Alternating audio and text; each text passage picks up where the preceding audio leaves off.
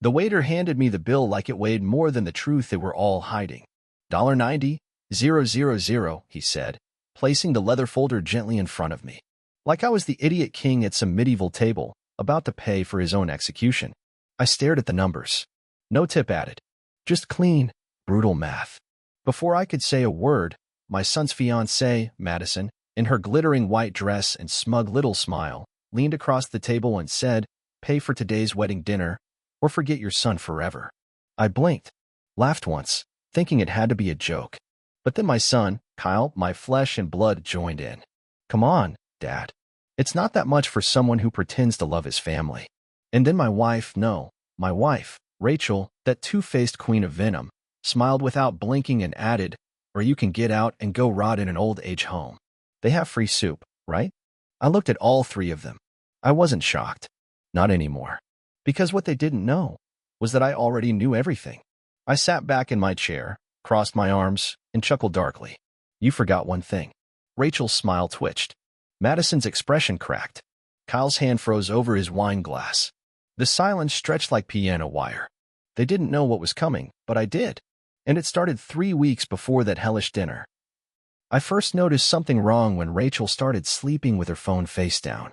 That little act of secrecy that only cheaters and criminals practice like it's part of morning prayer. She had stopped touching me, but still managed to drain my account for yoga retreats and mother-daughter weekends with friends I hadn't seen in years. And Kyle? He started copying her tone. Condescending. Cold. Like I'd turned invisible in my own damn house. I chalked it up to stress from the wedding planning. I blamed myself. Like a fool. But the real kick to the chest came on a Wednesday afternoon. I came home early from work. My back was killing me, and the client meeting was postponed, so I thought, why not surprise my wife? I opened the door to a quiet house. Too quiet. Then I heard it, faint laughter upstairs. I moved up the stairs slowly. I wasn't expecting anything. Not yet. But when I heard the sound of ice cubes clinking in a glass, her signature whiskey habit, followed by a voice that wasn't mine whispering, "You're mine now. Forget him. He's a walking wallet," something cracked in me. The door to our bedroom was locked. I didn't knock. I didn't yell. I turned around, walked back to my car, and called a friend in private security. "Set up the full package," I said. "Audio, visual, everything. And do it clean." 2 days later, I had footage. Clear as day. My wife, Rachel, the woman I gave 26 years of my life to, with my brother's business partner. In my house, wearing my college hoodie, laughing about how I'd never know. But I did now. And instead of confronting her then, and there like some TV drama meltdown, I waited. Because what's better than revenge served cold? Revenge served at your son's wedding. In front of your entire family. On video. So I sat there, in that golden-lit reception hall, watching these traitors play their parts, waiting for dessert to arrive, and for the real dish to be served. The moment I said, "You forgot one thing," a man in a black suit walked in from the side entrance. He carried a briefcase, a stack of folders, and a flash drive. I stood up and nodded toward the big projector screen that had just shown the family slideshow. "Let's show everyone the real family story, shall we?" I saw Rachel's hand tighten around her wine glass. Madison looked like she was going to choke on her smugness. Kyle stood halfway, confused. Then the lights dimmed, and the screen lit up, starting with a timestamp. Bedroom. Tuesday, 2:17 p.m. Rachel's voice, clear and crisp. "He's old. Soft. Weak. All he's good for is paying the bills." And then, the door opened, and the other man walked in. Gasps. Silence. Shuffling chairs.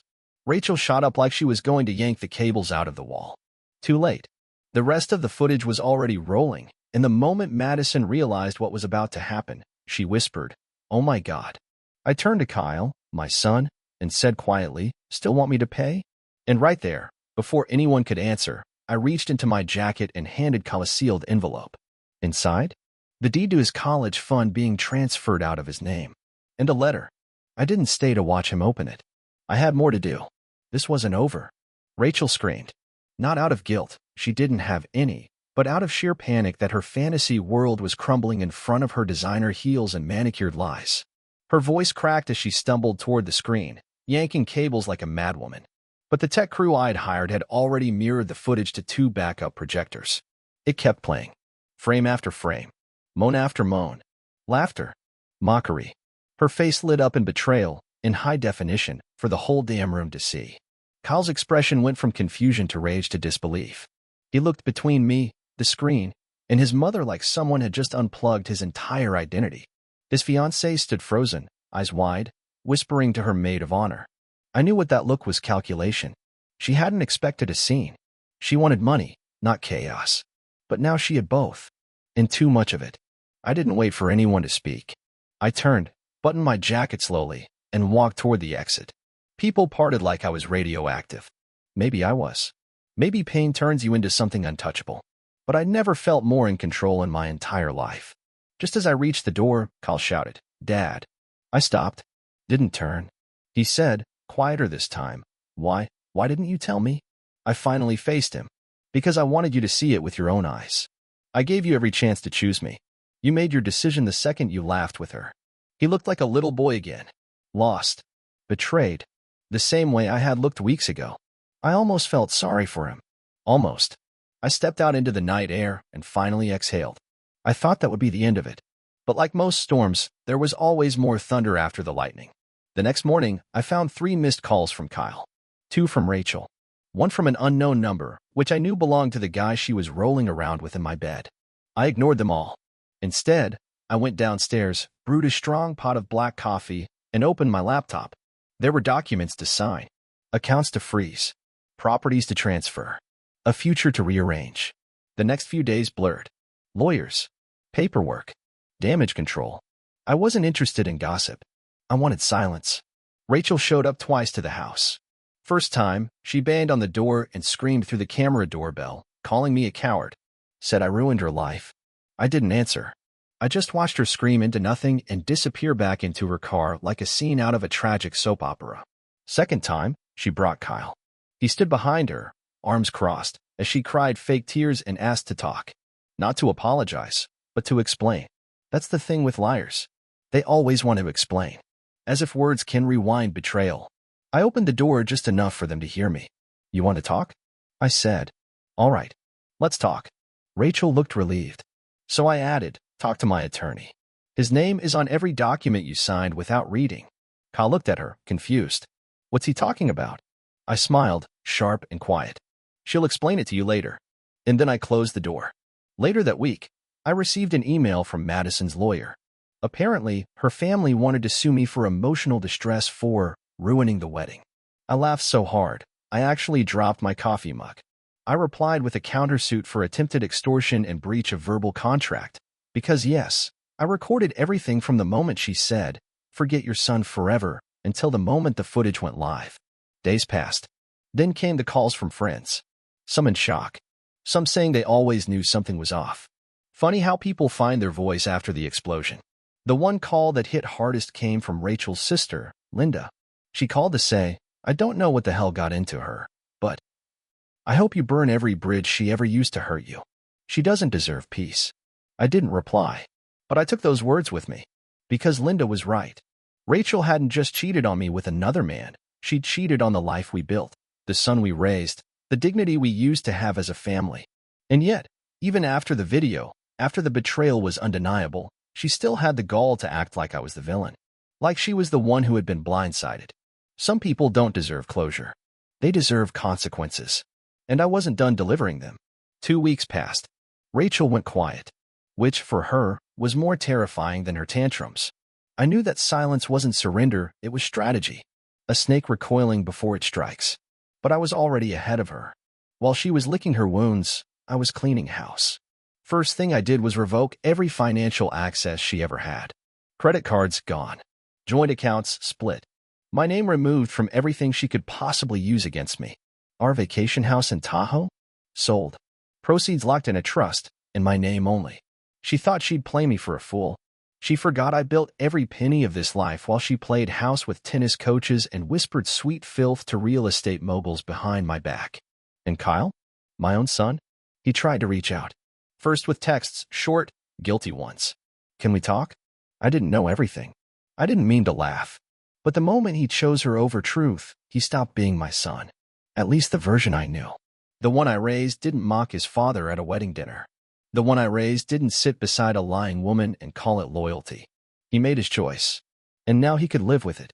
One night, I sat in my study, watching old home videos. Rachel was in them, years ago, before her eyes went cold, before her smile became rehearsed. There was one clip where she held Kyle as a toddler, spinning him around the backyard in a blue sundress. She looked happy, honest, real. I watched that clip 5 times. Not because I missed her, but because I needed to remember that somewhere, long ago, there might have been a version of her that didn't lie with every breath. But that woman was gone. And the one who replaced her? She was about to learn what happens when you burn a bridge with the wrong man. I started with the court filings. My lawyer, Vincent, a pit bull in human form, drew up the divorce papers with surgical precision. Everything she tried to hide, her little separate accounts, her secret apartment in Miami, even the fake LLC she made to funnel money to her lover, was now evidence. All legal, all admissible, all devastating. I made sure the judge received every shred of documentation before we even stepped foot in a courtroom. But the real masterpiece was what I did next. I contacted Rachel's employer, a high-end firm that specialized in PR and luxury branding.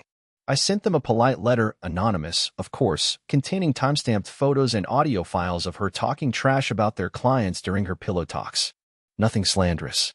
Just enough truth to make them sweat. She was fired within 48 hours. Then came the Miami apartment. I found out it was still under her lover's name, not hers. So I sent him a letter too, with pictures of her with a third man. Oh yes, she'd been multitasking. While he was busy playing the alpha male, she was busy keeping options open. He kicked her out the same day. Her world collapsed fast, just like she deserved. And then, out of nowhere, she showed up at my door. Not screaming, not crying, smiling. That snake smile she wore when she thought she still had leverage. I came to talk, she said softly, brushing a loose hair from her face. Like adults. I let her in. Not because I forgave her, but because I wanted to look into the eyes of the woman who thought she could torch my life and walk away clean. She sat down in the living room like it was still her home. You've made your point, she said. You've punished me enough. Can we just move on? Maybe not together, but civilly. I said nothing. She leaned forward. I mean, you still love me, right? That was the moment I laughed. Not a small laugh. A loud, bitter, cathartic laugh that filled the whole house. Love, I said. Rachel, the last time I loved you, Blockbuster was still a thing. You're a memory I erased with interest. Her face twitched. She stood up, trying to salvage pride. You think you've won, but I'll rebuild. I always do. Good, I replied. Rebuild. Just do it far from my name, my money, and my future. She tried to slam the door on her way out. It bounced back. Even the house wasn't afraid of her anymore. The night she left, the silence in the house was different. Not the heavy, suffocating kind I'd grown used to. This one felt clean. Like after a storm. I stood there for a while, just listening to the absence of her voice. No heels clicking on the marble, no fake phone calls where she giggled too hard, no passive-aggressive sighs from the kitchen meant to make me feel guilty for things I never did.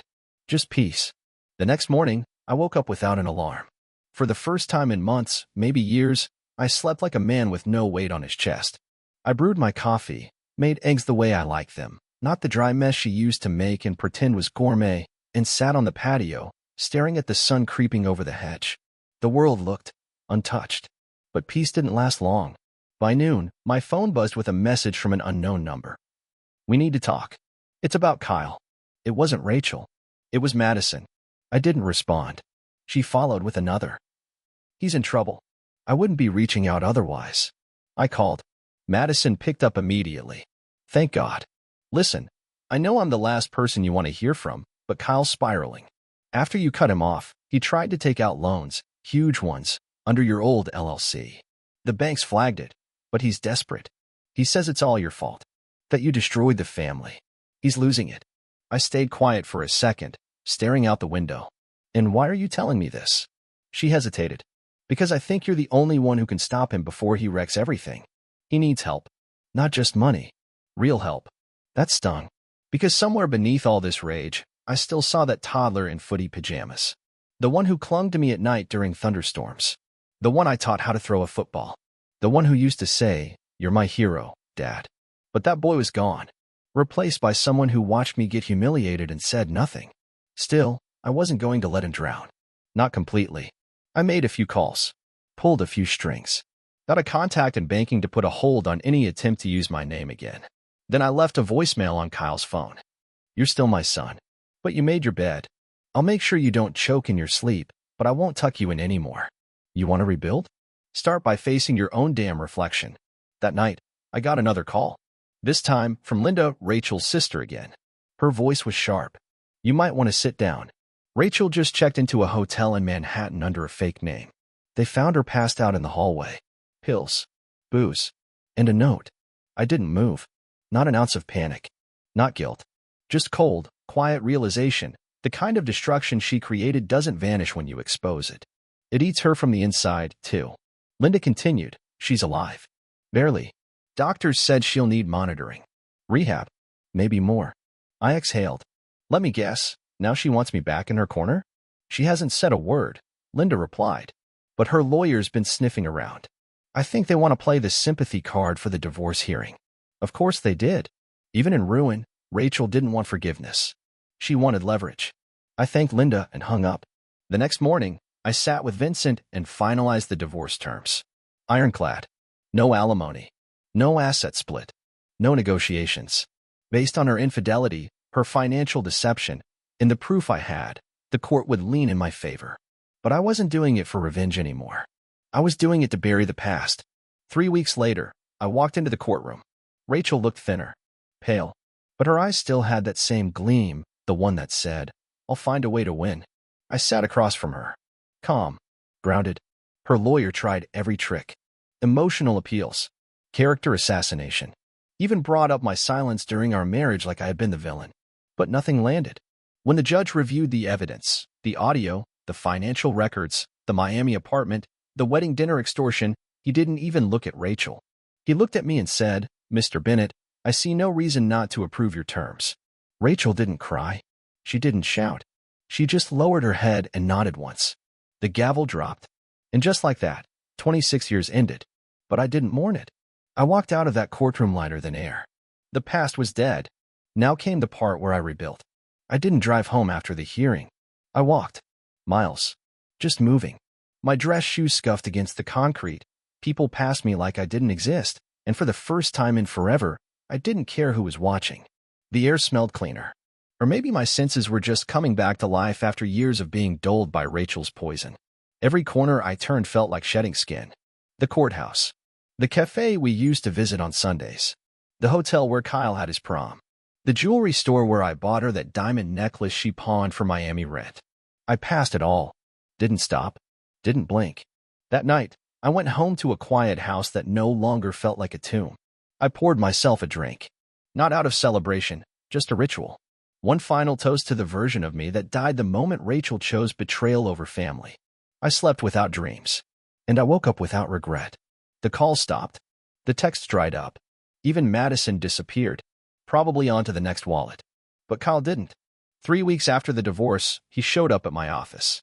He looked rough, hollow eyes, unshaven, hair like he hadn't cared in days. But what really struck me was how small he looked. Not physically, just in spirit. Like the pride had finally bled out of him. I'm not here for money, he said, sitting down before I offered. I didn't speak. I just waited. He stared at the floor for a long time before saying, I watched the footage again. All of it. And the messages. The stuff she said about you. About me. I nodded slowly. And I was blind. Or maybe I just didn't want to see it. She always had this way of turning everything upside down and making me think it was normal. I exhaled. That's how manipulators work. They don't destroy you with fists. They do it with doubts. With slow, silent cuts. He nodded. I'm sorry. The words hung there. Heavy. You don't owe me that, I said. But you owe it to yourself to mean it. He looked up at me then. I do. I saw pieces of the boy I raised still hiding in him. Damaged. But not dead. I stood, walked over to the filing cabinet, pulled out a folder, and dropped it in front of him. That's the last thing I'll ever do for you until you fix yourself. Inside is a recommendation letter, a contact for a mentor program, and a month's rent for a studio. No handouts. No shortcuts. You want to build something again? Do it like a man. He opened it slowly, swallowing hard. I don't expect anything from you, I said. Not love. Not loyalty. But if you're going to be my son again, start by not being her. He nodded, eyes glassy. Thank you. I'll make this right. I didn't respond. I just walked out and left him alone with that decision. Because the truth is, forgiveness isn't a switch you flip. It's a war you fight inside your chest. Every day. Days turned into weeks. I started rebuilding my routines. Joined a gym. Got back in touch with people I hadn't seen since before Rachel poisoned my calendar. I read books again. Ate food that didn't taste like compromise. Found a new favorite whiskey. And then came the final nail. A letter. Handwritten. Sloppy cursive. Rachel's. It read, "You won. You always wanted control. Congratulations. Hope it keeps you warm at night." I laughed. Because even now, she didn't understand. I never wanted control. I wanted respect. But she mistook kindness for weakness and patience for obedience. And in the end, she lost not because I outplayed her, but because she never thought I would stand up. I folded the letter and tossed it into the fireplace. Watched it burn. No more ghosts. Only fire. Only future. Weeks passed. Then months. Seasons changed, but the air around me stayed sharp, not cold, just clear. I never felt more alert in my life. Like I'd been underwater for years and finally broke the surface. I sold the house. The one Rachel insisted on decorating like a magazine spread. Every corner of it held her fingerprints and her lies. I didn't want to scrub the walls or change the curtains. I wanted it gone. I handed the keys to a young couple who couldn't stop smiling. Told them to burn the guest pillows. They laughed, thinking it was a joke. I moved into a loft downtown. Smaller. Cleaner. No memories. Just concrete, brick, and peace. The kind of space where nothing whispers behind your back when the lights go out. The court finalized everything. Rachel's name was erased from every document I ever signed. I even updated my will. My beneficiaries? A scholarship fund for kids who lost a parent to betrayal or prison. Not a cent for her. One night, I stood on my balcony with a drink, looking out at the skyline, and realized. I didn't miss her. I missed who I thought she was. That illusion? It died long before the wedding dinner. She was never mine. Not really. Just a ghost wearing perfume and promises. The Rachel I loved died somewhere between her first lie and her second lover. And I was done grieving. But closure has a strange way of knocking when you least expect it. A year to the day after the wedding dinner, I got a package. No return address. Inside, a cheap wooden box. Inside the box, a flash drive, a photo, and a note. The photo was of Rachel, not posed, candid, sitting alone at a bus stop. No makeup, no phone, just a blank stare and a grocery bag at her feet. The note said, "She lives in Queens now. Says she's waiting for a second chance. You should know, she doesn't talk about you. Just Kyle." No signature. I didn't watch the drive. Didn't need to. Whatever was on it wouldn't be news. I burned it with the photo, but I kept the note. Not out of nostalgia. Just as proof that even if she vanished from my world, she'd never escape the wreckage she made. As for Kyle, he kept his word. Got a job in a warehouse. Nothing flashy. Started small. Sent me a letter every month. Never asked for anything. Just updates. I read them. Sometimes I replied. Sometimes I didn't. We weren't father and son anymore. But maybe we were two men trying to climb out of the same pit. That had to count for something. Then came the letter that changed everything. Kyle wrote, "She came to see me. She's sick. Doesn't have much time. Said she wants to talk to you. Just once." I stared at the paper for a long time. And for the first time in over a year, I didn't know what to do. I hated her. But I also wasn't sure if I wanted the last chapter to end in silence. So I drove. Not because I missed her. Not because I forgave her.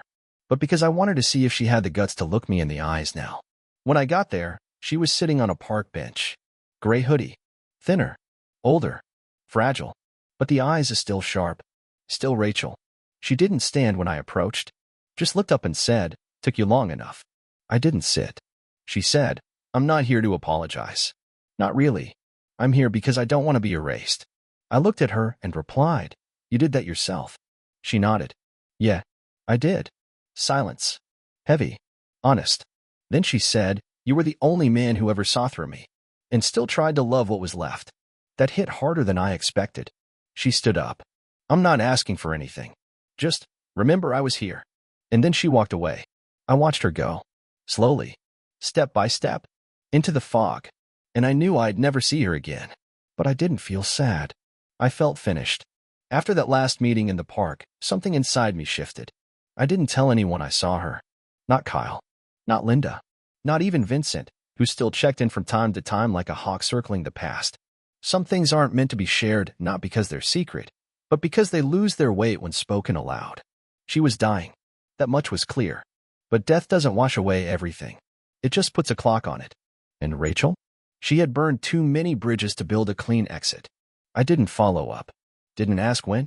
Didn't care how. Let the silence finish what the courts and betrayal began. My days settled into something almost peaceful. Work. Books. Morning runs before the city woke up. I started mentoring a few young guys, kids who'd been used, stepped on, laughed at. I didn't give them speeches. Just truth. Lessons I had to learn while choking on the lies of someone I once trusted with my whole life. Don't marry someone who makes you doubt your own reflection, I told one of them. Because the moment you start shrinking around her, you've already lost. He nodded. Said nothing. But I saw the weight shift in his eyes. Kyle kept writing. His tone was different now, no more guilt, no apologies.